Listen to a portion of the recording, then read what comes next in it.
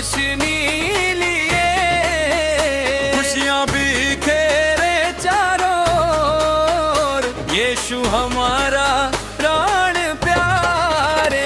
स्वर्ग से आए लालनवा, दुनिया में रोशनी लिए, खुशियां बिखेरे चारों ओर, यीशु हमारा प्राण प्यारे।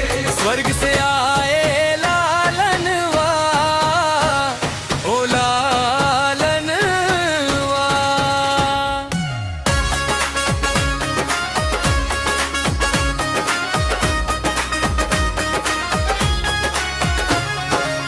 चरनी में जन्म लिया ननवा राजा धरती पर, गरडरिया के दिलवा में उम्मीद जगावल।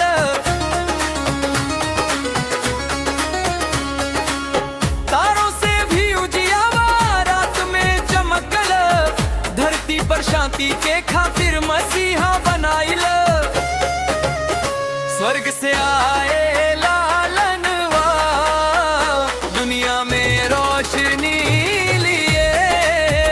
स्वर्ग से आए लालनवा, दुनिया में रोशनी लिए, रोशनियां बिखेरे चारों ओर, यीशु हमारा प्राण प्यारे।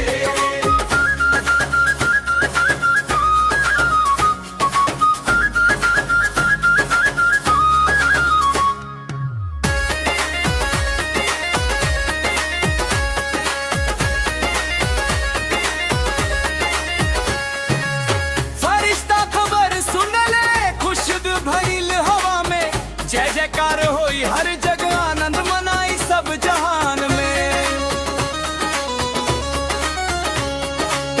मरियम माई के गोद में निंदिया मुस्की मारला, पाप के भारी बोझा से हमके आजाद करला।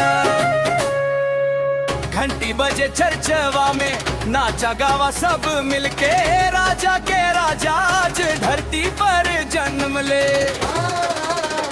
स्वर्ग से आ